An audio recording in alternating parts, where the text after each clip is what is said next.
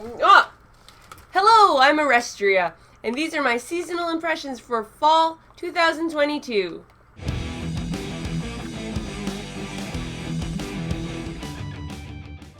And after the drought of the summer anime season, anime slammed back in at full force, featuring some juggernauts. Spy Family Season 2, a new Gundam series, the much-anticipated anime for Chainsaw Man. Also some returning favorites, Bleach, Mob Psycho, Hero Academia, and honestly, the new stuff that I didn't know what to expect ended up being pretty good too. This season, we're debuting a new subcategory, Just Be Porn. Just Be Porn. Yeah, I get it. It sucks that porn gets no budget and shit animation. These shows want to be porn, but know they'll make more money being ecchi. There is no point beyond the erotic. Futoku no Guild. This is... I can't remember if it was an isekai or a fantasy. It takes place in a fantasy setting with adventurers. The cold open was quick cuts between different pornographic isekai tableaus, like a girl being held up by tentacles with her clothes ripped off. I braved forth a little to see if that was more of an eye catch and there might be slightly more substance, and no. Just be porn. Renai flops. The main character watches a fortune teller on the news who gives him a bunch of lucky words. Each time he encounters an area or situation which corresponds to one of those lucky words, it turns into an ecchi counter. The worst kind of ecchi encounter where neither party wants it to happen and everyone's embarrassed and uncomfortable. I watched a total of 4 scenes of this show.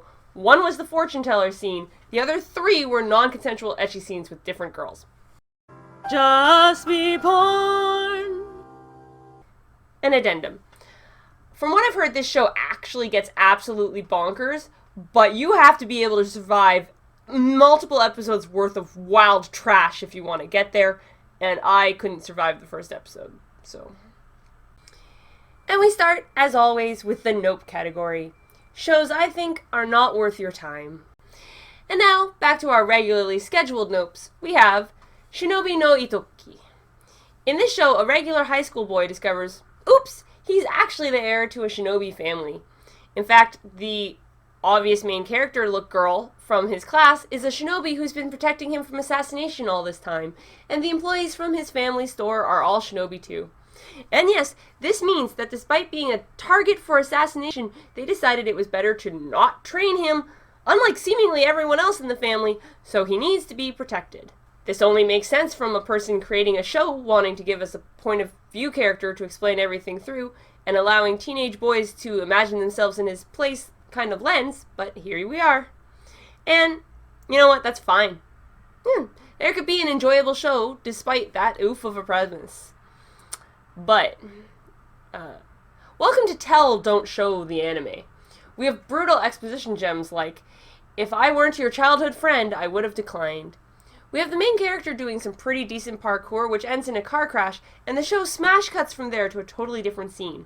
Later, the main character tells someone how he felt at the car crash and what happened. Someone gives a love confession. Smash cut to the main character telling someone else about it after. It sets up a fight scene, and it doesn't even fucking show us the fight. Even the parkour scene, which was the best part of the episode, was undercut by the show putting a scene of his gymnastics coach telling him he's really good at it later.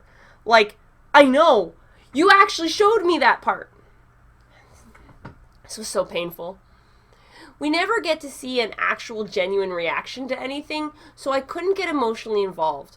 A met plot like this needs something to save it. Good editing, good direction, a good visual presentation, and this show does not have any of that. Romantic Killer. I'm not gonna lie, I was excited for this at first. A show about a girl who isn't interested in dating? I'm not aromantic, but I support them, and she could be Aro Ace. The plot, our main character has been selected for a government program to force her to date. Now, with the show name Romantic Killer, I was hoping she would resist, but no, it's pretty obvious from the get-go that the show is aiming on fixing her. It also has the most annoying mascot character I can think of off the top of my head.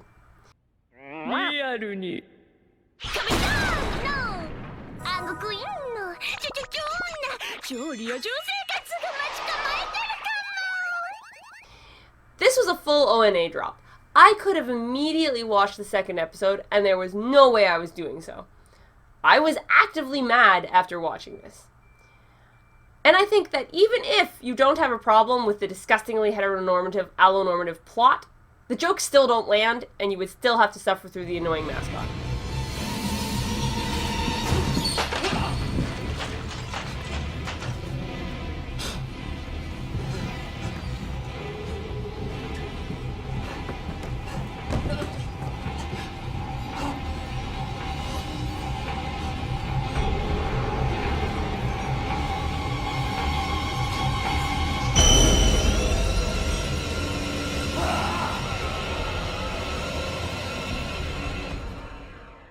Akiba made senso.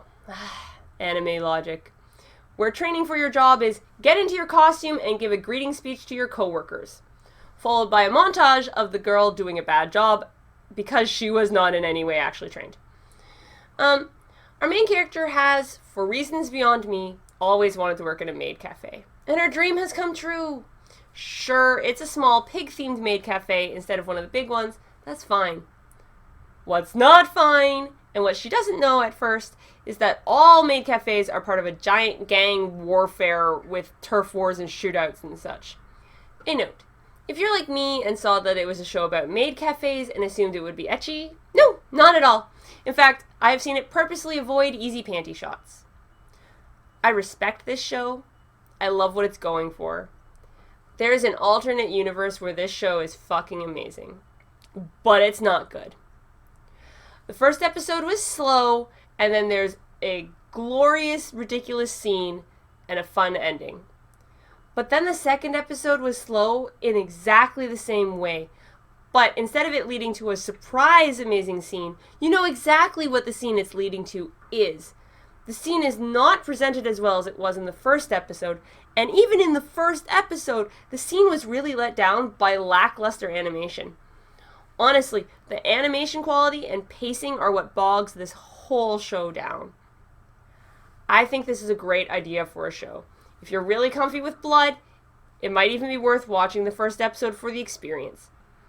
My concern is that it's probably just as good to watch the scene on YouTube and you're not missing out. Hell, I'll link the scene in the comments if I remember.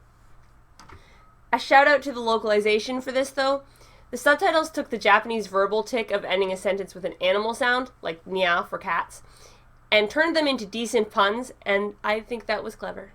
The fine section is for shows that I think work.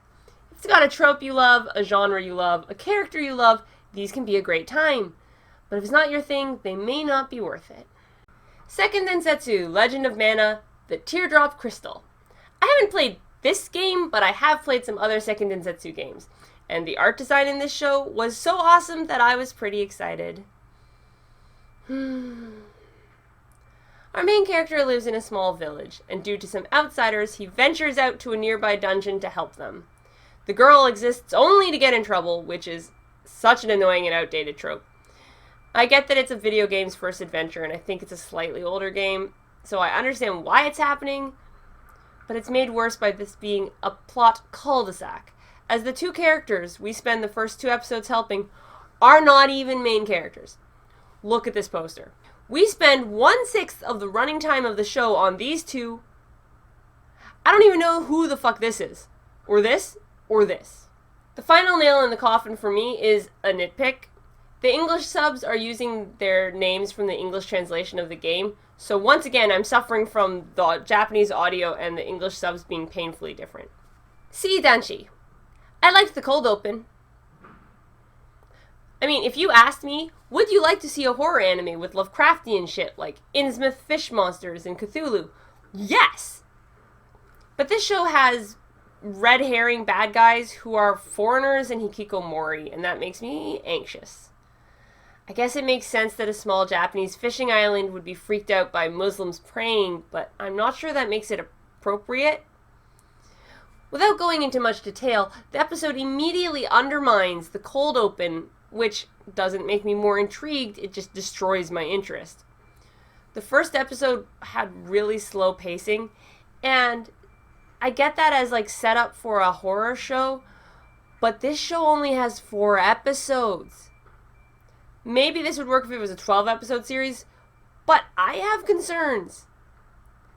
That said, we don't get a lot of anime horror, and it's only 4 episodes long, so if you're into this kind of stuff, it's not going to waste much of your time. Nomin kanren no skill bakka ageta ra nazeka suyuko natta.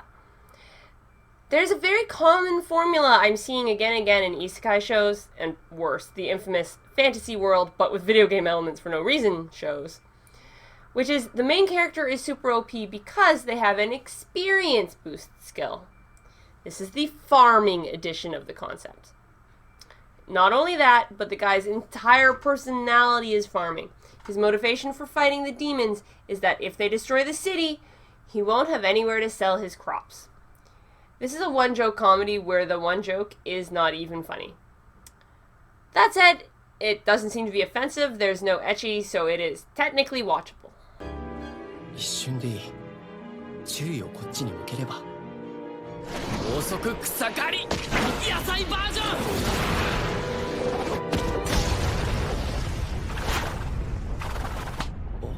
Urusai Yatsura. I love legacy series getting remakes, like as a trend, as a thing that's happening. They get better pacing, better animation, and get the opportunity to be shared with a new audience, and that's awesome. But also, if they're old, they're going to retain some dated elements. And if it's a seminal work that basically inspired a genre, the elements that made it unique when it was new now feel old and well-trod. Rumiko Takahashi is a legend, an industry leader, strongly responsible for the elements we think of when we think of romantic comedy anime and harem shows. Even if you don't know her name, I'm confident you've at least heard of her work. There's Urusai Yatsura, there's Maison Ikkoku, there's Ranma Half, oh, and a little-known show known as Inuyasha. That said, Ranma Half is the only one of her works that I have ever enjoyed, and looking back on it, I watched that while I was homesick with the flu on strong medicine, so I'm never going to watch it again because I'm seriously concerned I would not actually like it.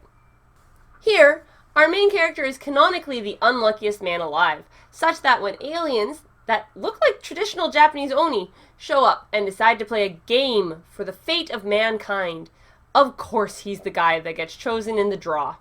The game?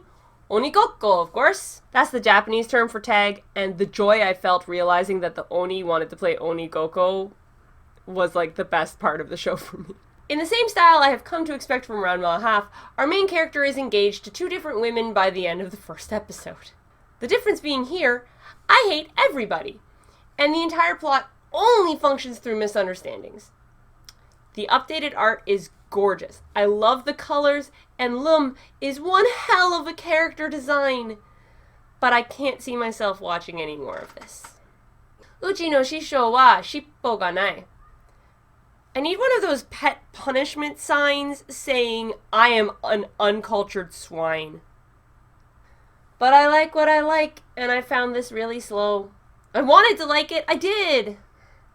A long time ago, Yurei and yokai had a lot of fun messing with people. But as technology has advanced and people have become more educated, they are finding it impossible to trick people, and so they have withdrawn from the human world and live in the woods. Our main character is a tanuki who feels that need to trick humans, and so heads to Osaka, where she utterly fails to trick any humans, but discovers a skilled rakugo artist who can transport people with her words. Feeling this is a new form of tricking people, she wants to learn from her. I like the historical and cultural elements, but then we got a post-credit scene that explained all the jokes from the rakugo, which was not needed. And episode 2 had a long set piece of the tanuki character chasing a cat. Not a yokai, a normal fucking city cat. And that scene went on forever and just was not any fun. So, basically the show just felt too slow for me. Fufu ijo koibito miman. God, this one is so weird. Our boy main character likes a girl, and mildly fears a different Galu-styled girl. And in this world, high school students get randomly paired into boy-girl partnerships, removed from their family households to live with their partner in a practice marriage, where a big brother system judges whether or not they're getting along. So, This is a heteronormative hellhole grooming high school kids in an obvious, desperate bid to increase birth rates in Japan. How and why is this the second show this season where this is a problem? And all of this is an excuse for ecchi. And the stupidest part of this whole plot is the concept of those who score in the top 10 get to change their partner, which makes it 10,000% obvious this is just plot setup for an anime and not a real activity. The whole point is to emulate marriage, so why would a successful marriage mean you can change partners? Of course the boy gets paired with the garu, and the girl he likes gets paired with the garu's crush, so they have to get along so they can swap to the people they actually want to be paired with. This is clearly not for me, and it has an aggressively bad plot, but the show looks really good in terms of design and animation. I don't remember any pacing problems. I'm not going to say it was disastrously unfunny, and the main girl may be dressed revealingly, but it's because she's a garu and that's how she likes to dress. It's not the kind of extreme ecchi that would put it in my new just be porn category. And dumb plots can be really fun with the right mindset. I have watched spicier shows than this, so if your genre is light ecchi rom-com, this is the show this season for you.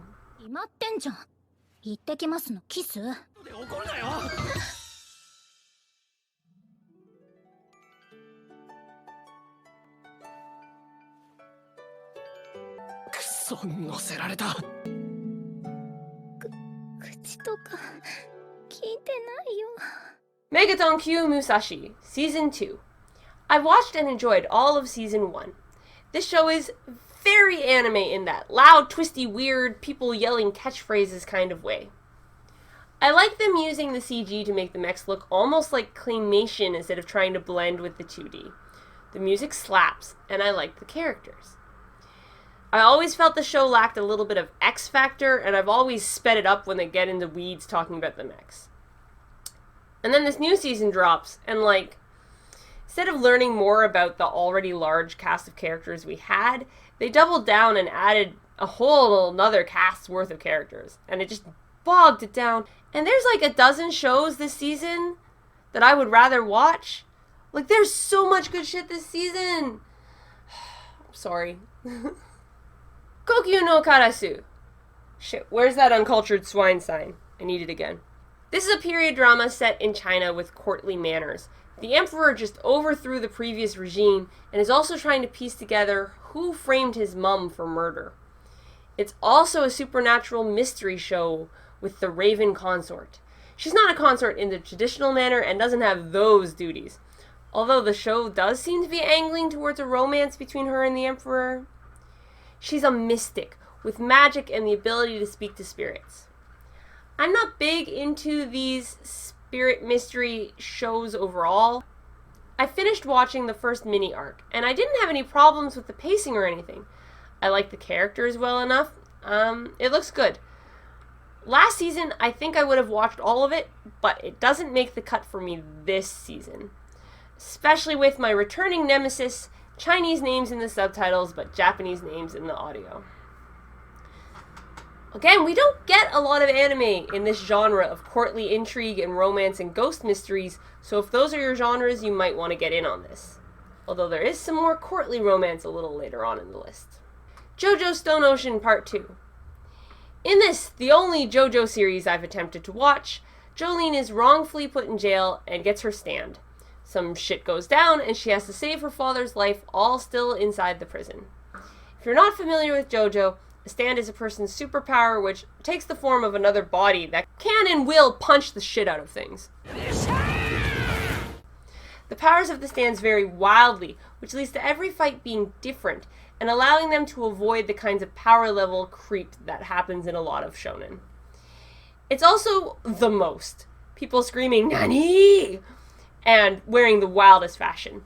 A lot of things are named after rock and roll songs and bands that they don't have the rights to, so the subtitles and Japanese are mismatched. Like the subs saying Pale Snake when they're actually saying White Snake. I liked the first half of Stone Ocean, which was a bit more about being women in a woman's prison. Despite the characters still being in a women's prison this season, it doesn't feel like it's about that anymore, and it got to be too much for me.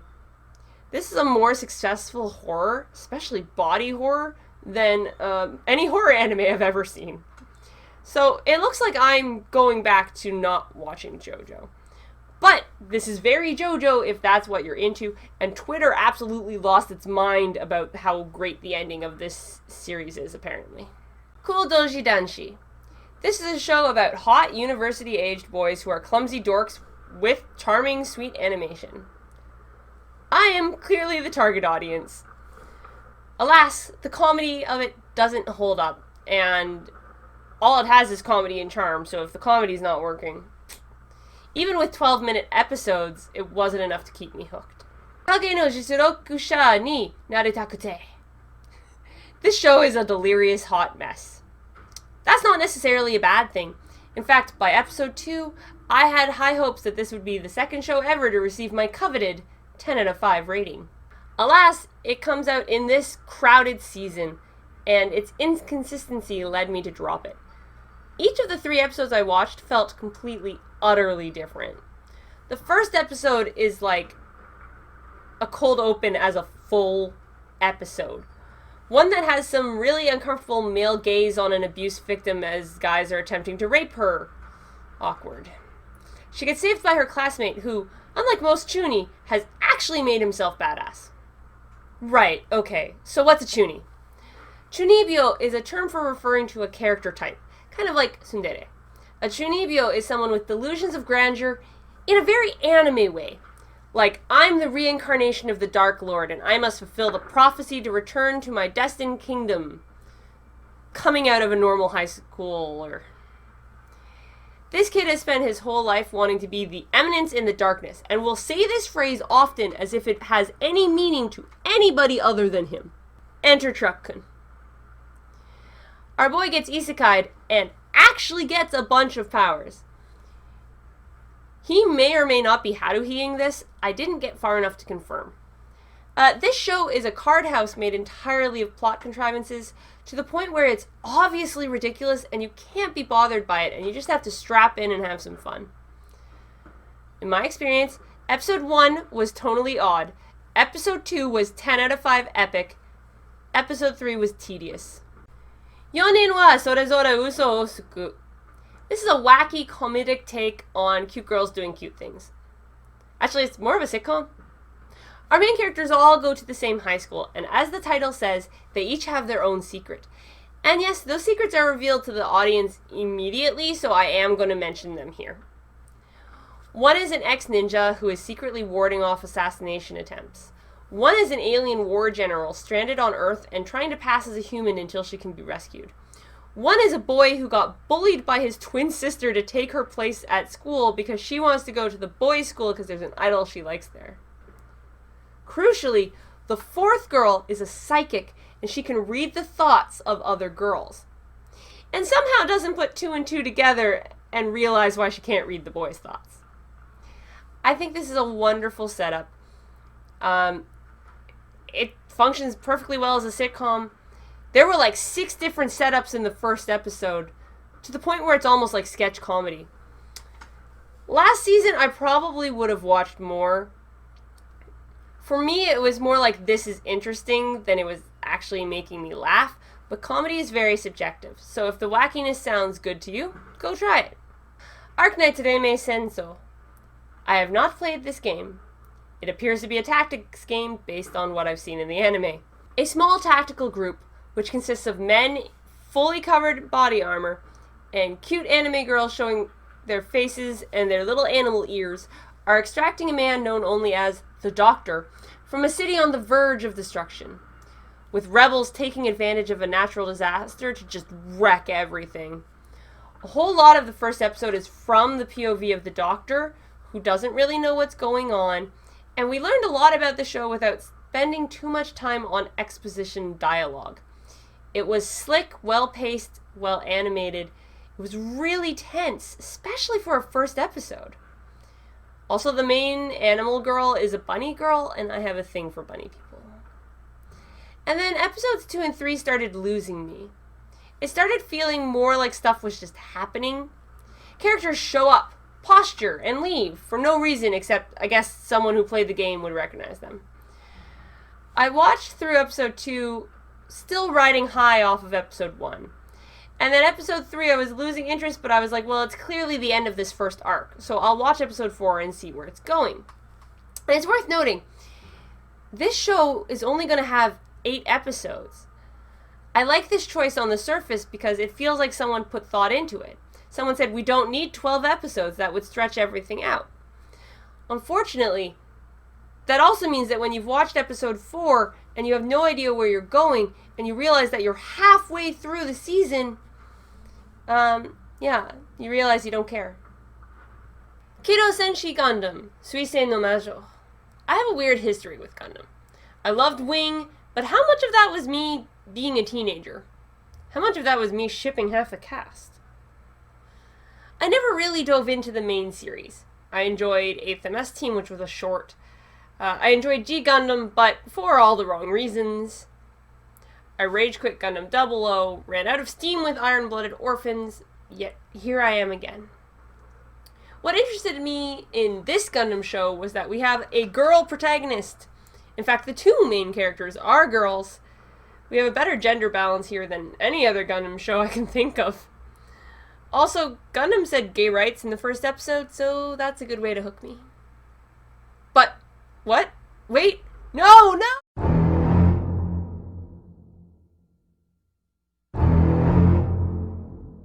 Don't make me go!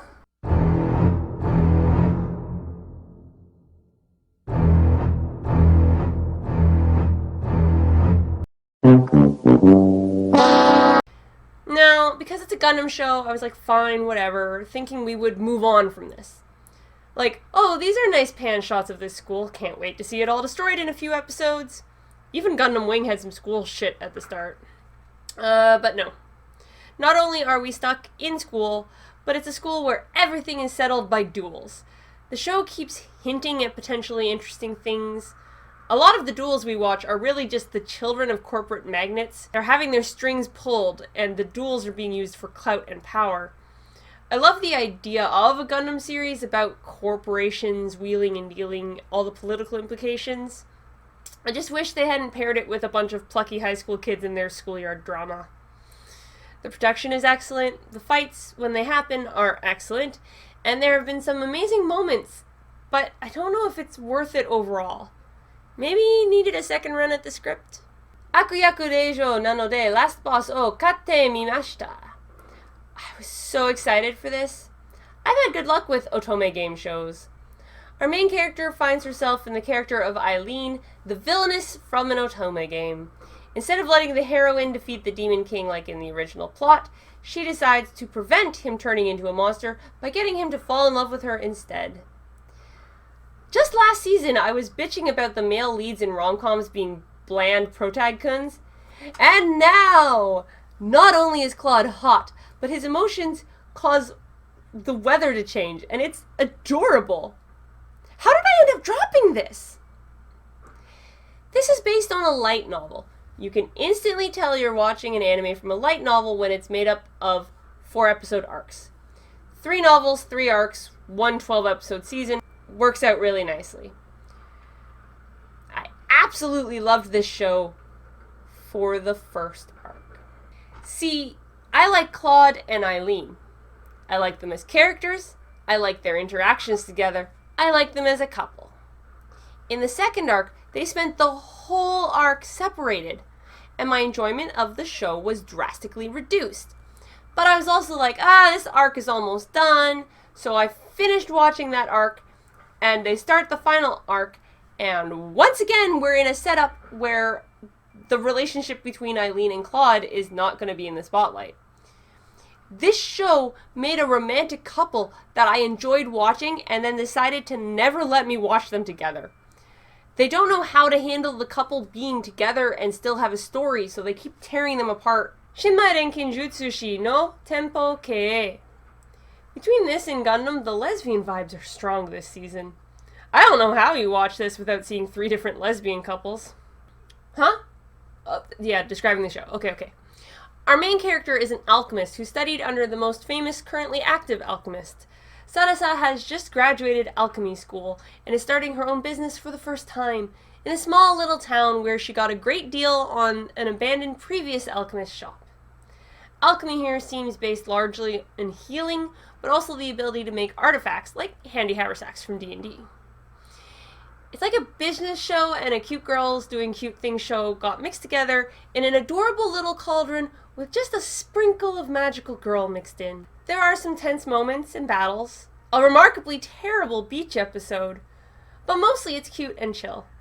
Each season there are a few shows that I mainly watch because they're safe and easy to watch during dinner, and this was one of those. It has a bit more of an overarching plot than a lot of chill vibes shows, but it still never gets too deep or goes too dark. It doesn't really go beyond light fare. It doesn't excel at anything, but it's reliably goodish. Except for that fucking beach episode. Jesus, it's weird having a cute young teen as your main character and then being like, but let's be ecchi for one episode. Before the next entry, there's something I need to talk about first. The female gaze. Male gaze and female gaze are theoretical frameworks for viewing film. I am far from an expert on these things. The following is my understanding. I'm sure everyone will feel free to correct me in the comments because I am a girl on the internet. I think most people are aware of the concept of male gaze by now. The phrase conjures images of the camera lingering over a woman's body, but that's not all it is. If that was it, then the camera lingering over a man's body would be the female gaze. But actually, the camera displaying Thor's rock-hard abs is still the male gaze. The male gaze is about objectifying things, seeing her as a body, as tits and ass, rather than a character with motivations and emotions. Looking at him as a goal, an ideal, focusing on that ripped physical body, rather than looking on at what's going on inside his head. The male gaze focuses on the physical and objective, the action, rather than getting deep into the feelings and motivations of characters. The female gaze is about subjectivity instead, focusing not on the body or the action, but on the feelings. It does not mean male gaze is for men, female gaze is for women. And I did not name these things. I'm not saying men don't care about feelings or women don't like to objectify men, okay? These are film theories. And I'm bringing these up because it's very relevant to the next anime. Mushikaburi Hime. This show seems to be coming from the point of view of the female gaze. And this is a romance targeted towards girls. Imagine it. You're beautiful and rich, not that you care. You just want to read books all day.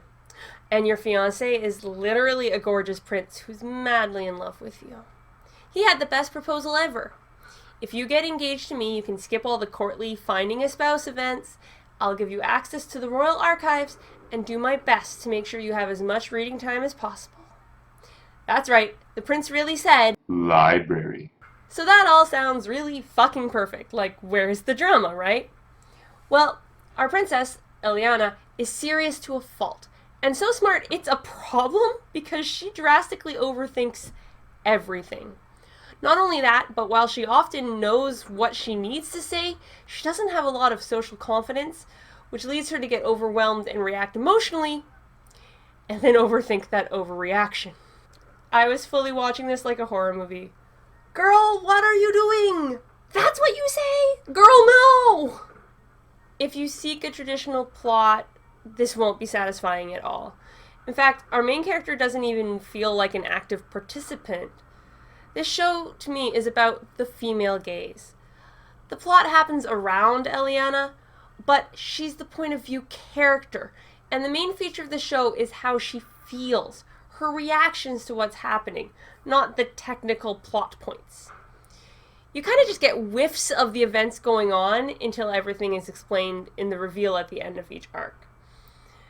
While there is plenty of courtly drama and politics going on, the real problem is Eliana's confidence. Everybody tells her she's not good enough for the prince, and since she was already experiencing imposter syndrome, they're not helping. She is able to feel like she belongs when she's with the prince, but he knows this courtly stuff isn't her strong suit, and he wants to protect her, so he tries to solve everything by himself to keep the burden off her. But by not communicating, he keeps making her anxiety worse. especially since it often involves him running off somewhere to solve a problem, resulting in an extended separation where they can't talk, which just gives her more time to overthink everything. The gentleness of the character designs and the backgrounds just makes everything feel loose and emotive. A lot is left unsaid, communicated only through a small smirk or a slight frown. I got completely sucked in, and time just flowed away from me. It was more like the feeling I get from reading a book and identifying with the main character than watching a show. Which made it pretty perfect for me, but I don't know if I can recommend it to anybody else at all. Yusha party o tsuiho sareta beast tema. Sai kyoshu no nekomimi shoujo to deao.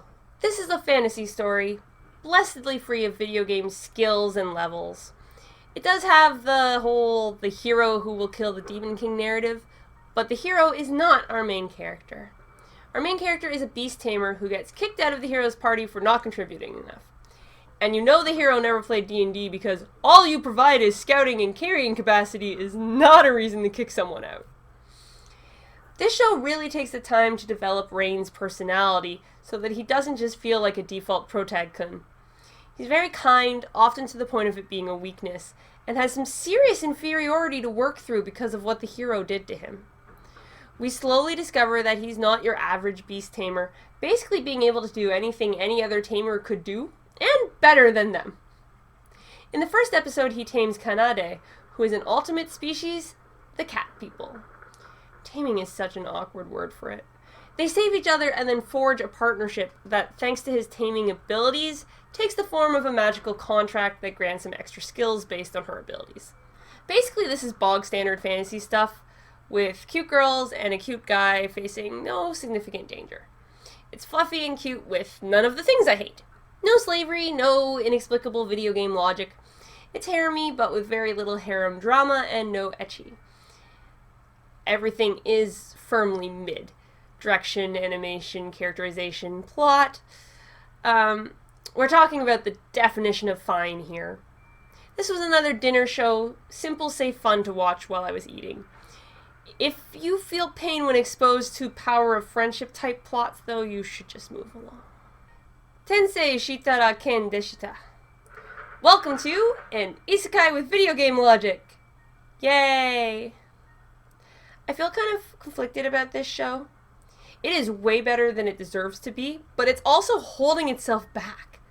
It could have been really great if it were more of a straight fantasy story and less of a light novel trope mess. Our main character is a guy reincarnated into a sword in a fantasy world. With our main character becoming a sword, there could be some interesting drama about losing touch with one's humanity, but nah. A lot of the first episode was wasted on a montage of how he becomes overpowered.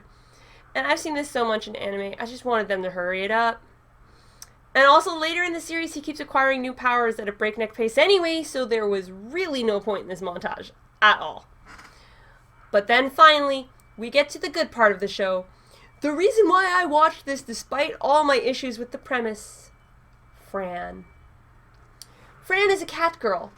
Different colors of cat people are different clans, and the Black Cat clan have been all but wiped out, denigrated for their weakness, and Fran has been orphaned and enslaved. And, hallelujah, an anime where slavery is bad! Luckily, she finds the magic sword and uses it to free herself, which leads me to an important question. Why is this show not about Fran? She's ostensibly the main character, except instead of getting to see things from her point of view, we get it from the guy in the sword. Which is also mildly creepy because he's very protective of her, and she's 12. But Fran is adorable. The way they animate her and her fighting style is just so much fun. There's a real sense of style to the show. There's energy. Genuinely, if this was a fantasy anime about a young girl who found a magic sword and used it to fight her way out of slavery and become a hero, just imagine!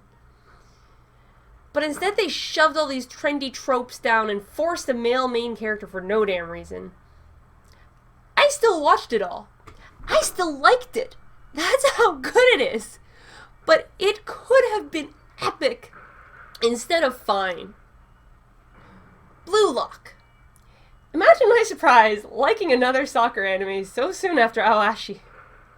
That said, saying Aoashi and Blue Lock are both soccer anime is like saying Sailor Moon and Madoka Magica are both magical girl shows. Like, yes, this is factually accurate, but could they be more different? Look at the eyes in this show. It looks like a horror show. And it kind of is. I will not be the first or last person to say this, because it is the most succinct possible explanation. This anime is Squid Game meets soccer. And as someone on record of being a big fan of death game type shows, I was obviously going to be all up on this. You see, Japan likes soccer. Maybe second most after baseball even. Japan recently has started getting into the World Cup, but they don't usually get very far. The premise of this show, which smartly was airing its first season during World Cup, is that Japan has decided to take drastic measures in order to set themselves up to bring home the World Cup in the future. Japan is a very cooperative society, to generalize, and Japanese soccer has improved by emphasizing teamwork. But Ego, who they better call Ego in English or there will be waffle memes, he has a plan. What Japan needs to lead them into the future is an egotistical, selfish striker. A world-class striker with a hunger for goals, and he's designed a system to create a monster striker. The 300 best high school forwards in Japan are brought to the Blue Lock program, set in an isolated facility. Once they join up, they cannot return home. They must live there and compete, and if they lose, they are killed. No, okay, this is not an actual death game. But they will be blacklisted from any professional soccer in Japan. No under-17 teams, no pro teams, no World Cup. Which, for people who've been playing soccer as their goal most of their lives, is similar to death. Death of aspiration. Death of their identity as a soccer player. The players go through a series of games using soccer skills needing to be cutthroat to survive. This is very much a shonen series.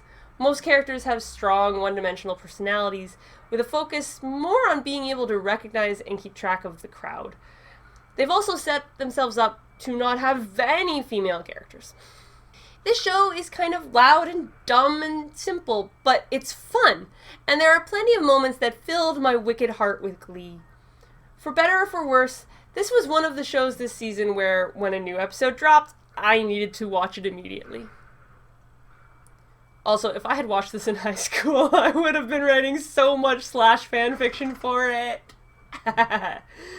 Blue Lock will be continuing in the winter 2022 season.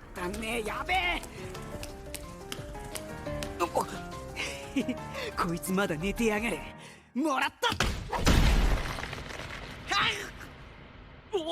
Spy Family. The upset of the century. Spy Family dropped from recommended.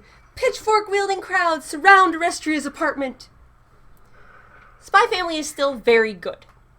It has, however, mellowed out and settled more into its groove. I think the beginning setup episodes were stronger overall than our current status quo. It's still a lot of fun. Most episodes have 2 to 3 setups, and while only a few of them were hilarious, only a few of them were painful, and most of them were, at the very least, fun. They also get Doggo this season, and that's a lot of fun. They also introduced a new character that I don't really like much, so it kind of balanced out. Comedy is subjective. If anyone ever makes a bingo card for my anime reviews, just go ahead and make that the center square, because I'm going to say it every time. This show is very, very, very well worth a try. Watch a few episodes, see if the comedy hits for you or not. I will absolutely watch when another season comes out, especially if it keeps up this animation quality. But I'm not going to act like I've never sped it up to get through a gag setup that I did not enjoy. And finally, the recommended category.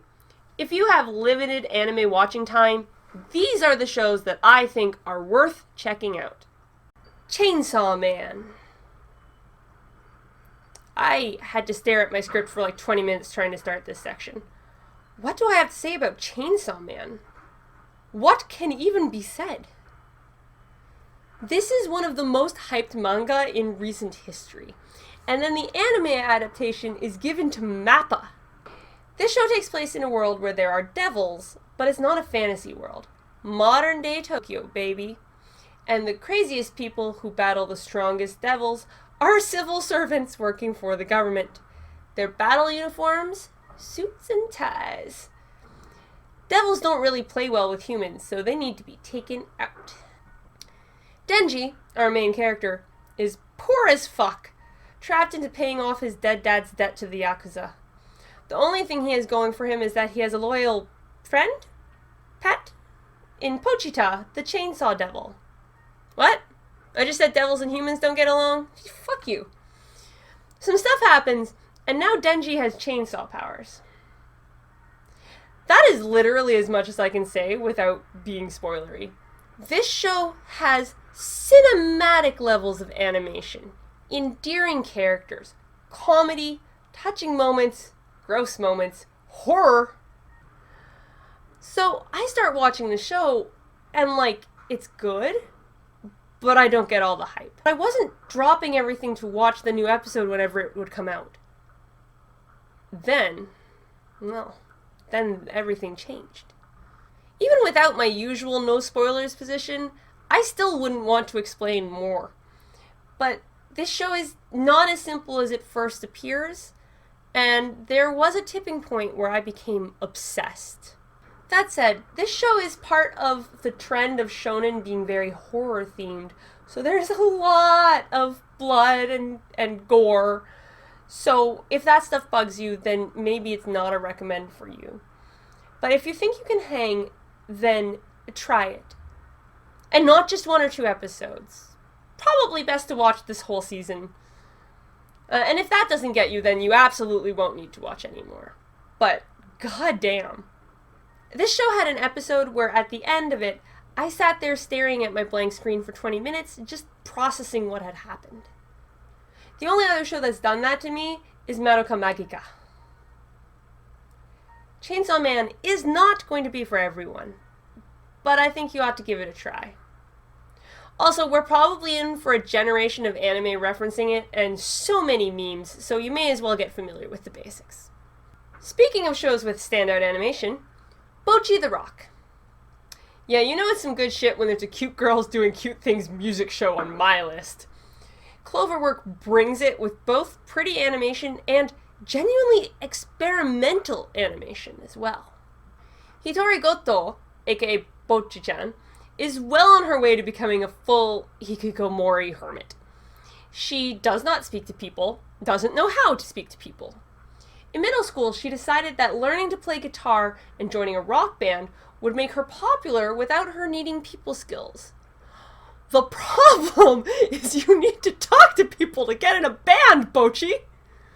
Our girl is genuinely good at guitar, though, being popular doing covers on YouTube even without showing her adorable face.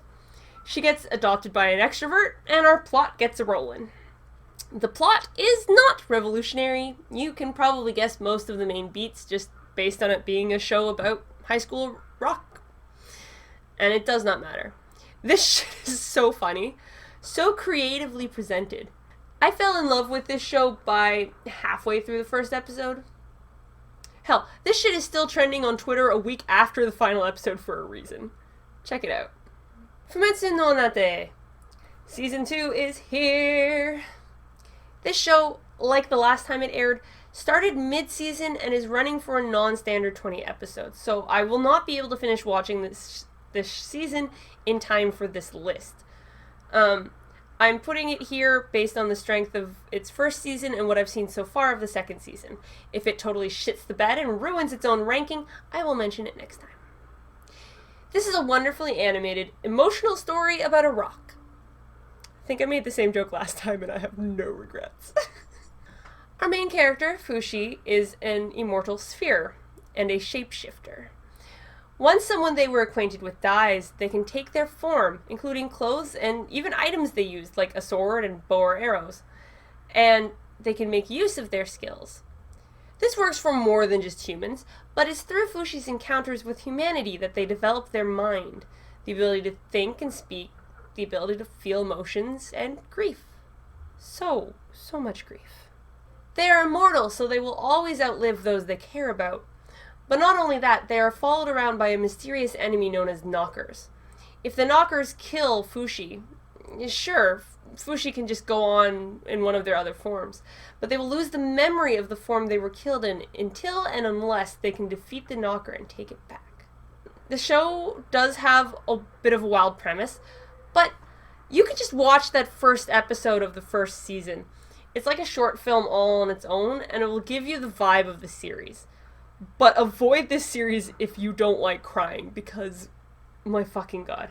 The second season is adding more long-term world building, thinking about what would happen in a world with the confirmed existence of an immortal being. And also Fushi is starting to discover gender and sexuality, so we are right up my alley still. And now for my favorite show of the season. And I just have to say, I don't like cute girls doing cute things shows. And yes, there are 2 of them in my recommended section this season. Look, it's been one hell of a season, okay? Do it yourself. Yeah, let's talk about why I don't usually go for cute girls doing cute things shows and why this one is different. The average CGDCT show feels like marketing to me. Each girl has a carefully chosen design, and the point is to sell merch. And yeah, all anime is there to sell merch. Sell manga, sell merch, sell DVDs. It's just that this genre feels really blatant most of the time. Now look at the girls in this show. Look at their designs.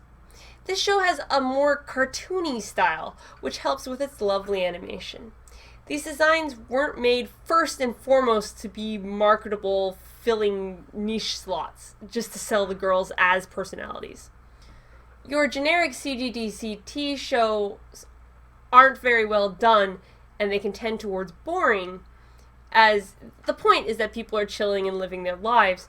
You need a deft hand to make that kind of thing engaging.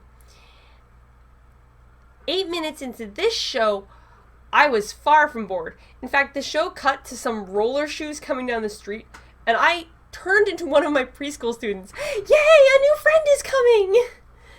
There were so many episodes in this show where I mistook the halfway eye catch for the ending because it would feel like I'd already watched a full episode. Our main character, Yua, has her brain in the clouds, a chronic daydreamer, which is a bit of a problem as she is disastrously clumsy. As in Bocchi the Rock, the plot is not so much the point. It's pretty predictable. Yua joins the DIY club at school. The club doesn't have enough club members, tum-de-tum. This is about the presentation.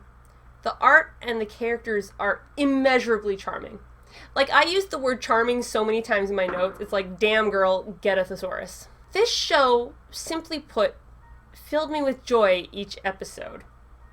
Even knowing where everything was going, I had so much fun watching it happen. I could come home from work in a bad mood, watch an episode of this, and feel good. Now it's time for the trans non-binary highlight. Another season where there's not a lot to report, but if you want to go on a wild gender sexuality ride, then we go once again to Fushi from Fumetsu no Nate. They were once a sphere, and now spend most of their time in the form of the first human boy that they met. They are also content to spend their time in other forms as well. In the first season, the idea of gender or gender identity didn't come up much, but it is a much more noticeable part of Season 2. As someone who took every gender and sexuality course available in her university, I am fascinated. I don't have a lot of confidence for where it will end up, but at least it's raising interesting questions. Also, the subtitles don't know what to do with Fushi. I've seen subs that use she when they're in a female form and he in a male form. I've seen subs that use he either way. This is further complicated because the Japanese language does have words for he and she, but they just don't use pronouns in like every sentence the way we do in English. So it makes it harder for the English subtitlers to know what is intended. Our runners-up for Best Girl include most of the cast of Bocchi the Rock.